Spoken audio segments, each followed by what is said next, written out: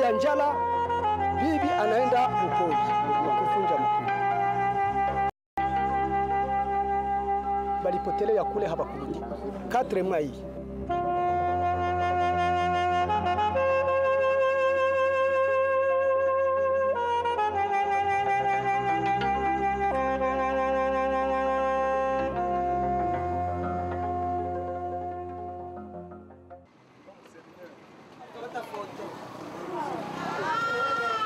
On les appelle maman, ma fille, ma sœur, ma douce.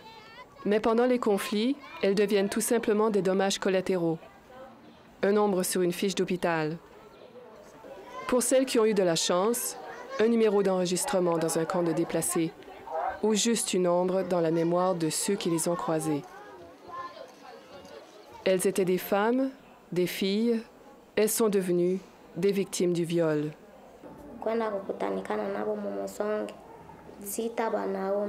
6 hommes m'ont trouvé à la maison, ils m'ont frappé d'abord et puis ils m'ont violée.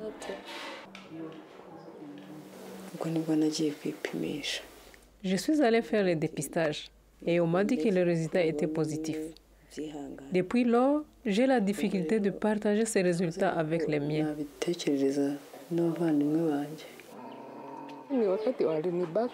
Quand on m'a violée, j'étais avec ma fille qui est morte. Je n'aime pas les raconter, ça me cause beaucoup de chagrin. L'Est de la République démocratique du Congo, dans la région des Grands Lacs, écrasée par les guerres successives.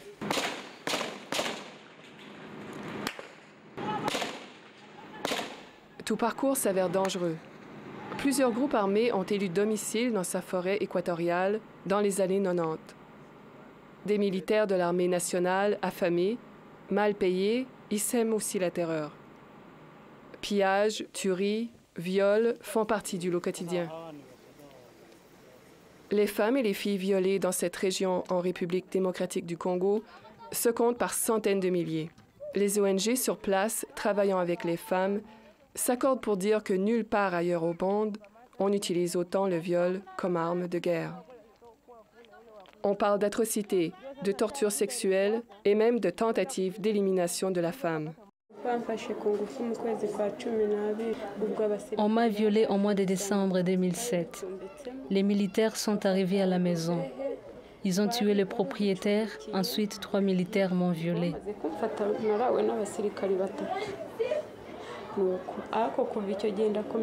Depuis lors, j'ai beaucoup souffert au bas-ventre, jusqu'à récemment quand je me suis évanouie ici au camp. On m'a amenée à l'hôpital et ils ont trouvé que j'avais une infection. Ils ont dû m'opérer sur le champ. Quand la guerre a éclaté, nous sommes allés nous réfugier dans la forêt, mon mari, mes enfants et moi. Des hommes armés nous ont découverts, puis ils ont tué mon mari. Nous avons fui, mais en route, nous sommes tombés entre les mains d'un autre groupe armé. Ils ont tué 3 de mes 9 enfants et m'ont attrapé. Ils m'ont gardé pendant un mois entier.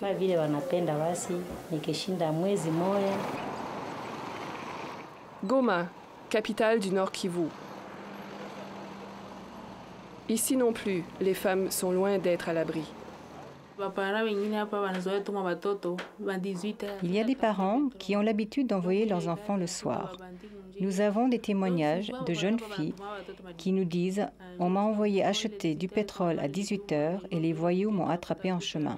C'est fréquent ici, dans la ville de Goma.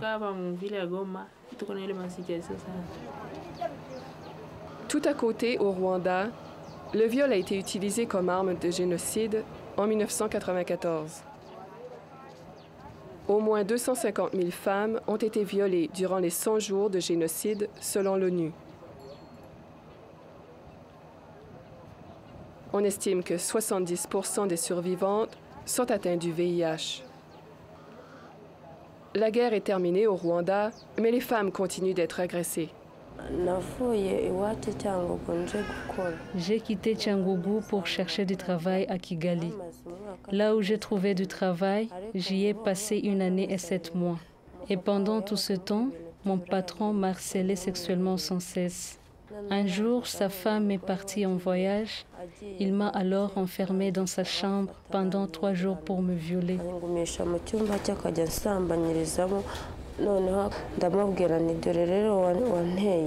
Quand je lui ai annoncé que j'étais enceinte, il m'envoya chez mes frères me demandant de garder le secret.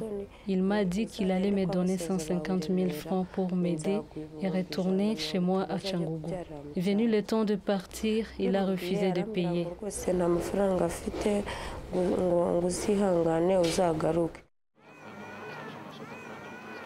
Heal Africa est une ONG internationale spécialisée dans les cas de violences sexuelles à Goma.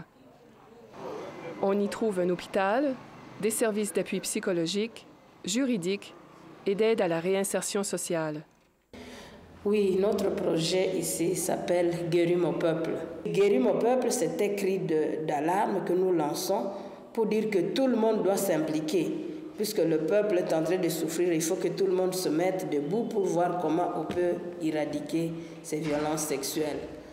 Notre hôpital est réputé pour 2 grands types de pathologies. Tout ce qu'il y a comme traumatisme, ils viennent ici, puisque c'est l'hôpital où il y a l'unique orthopédiste du coin, mais aussi sur les violences sexuelles. Presque toutes les filles violées le matin viennent ici et on a une moyenne presque de 3 à 4 filles chaque matin qui ont été violées la veille. Les conseillères s'occupent de l'accueil et du suivi des victimes. Après qu'elle m'ait raconté et vidé tout ce qui lui pèse au cœur, je lui informe sur la procédure à suivre. Si elle est malade, si elle souffre, je la conduis chez le médecin.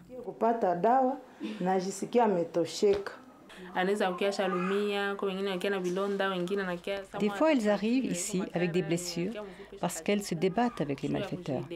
Il y a aussi des cas de fractures, mais ce sont des cas rares. Alors, on procède d'abord par examen général. On examine l'état des organes génitaux. Si le viol est survenu depuis moins de 72 heures, nous leur administrons des médicaments pour la prévention du VIH et pour mettre fin à une grossesse éventuelle. Les conséquences du viol sont graves et difficiles à soigner. Le viol a beaucoup de conséquences. Il y a d'abord des traumatismes au niveau psychologique. Il y a des sentiments d'abandon et encore un manque d'envie sexuelle. Pour certaines femmes, ça crée un sentiment de haine contre tous les hommes en général. D'autres femmes ont des douleurs incessantes au ventre. Il y a d'autres qui souffrent des maux de tête et de dos, même si tous les examens donnent des résultats négatifs. Mais il y a des petites filles qui arrivent, qui ont été violées, où il y a des déchirures, tous les trous sont devenus un même trou. Et en ce moment, elles saignent, parfois elles arrivent en choc, on doit les transfuser, on doit les prendre en charge rapidement pour sauver leur vie. La lutte pour récupérer sa santé, son intégrité, est d'autant plus difficile pour les femmes rejetées, devenues parias de la société. Des blessures qui resteront souvent à jamais marquées physiquement et dans son fort intérieur, qui sont difficiles à oublier, surtout quand le quotidien est là pour le rappeler. Ça arrive qu'il fasse une bêtise, puis je lui fais une fessée. Mais je regrette après, quand je me rends compte que je l'ai frappé, pas vraiment à cause de la bêtise qu'il a faite.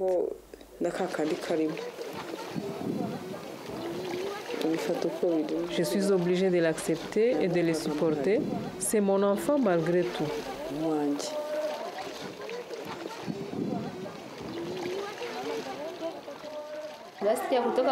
Qu'est-ce que tu veux? Il est sorti de mon ventre. Je le garde malgré la vie que je mène. Bia Dounia a aujourd'hui 20 ans. Elle a été violée une première fois il y a 5 ans alors qu'elle était encore adolescente. Nous étions dans la brousse. Maman m'a envoyé chercher du manioc, mais en route, j'ai rencontré des jeunes hommes en tenue civile. Je ne savais pas qu'il s'agissait de militaires. 3 m'ont attrapée et m'ont violée. J'étais dans mes dates d'ovulation et je suis tombée enceinte. L'enfant a maintenant 5 ans.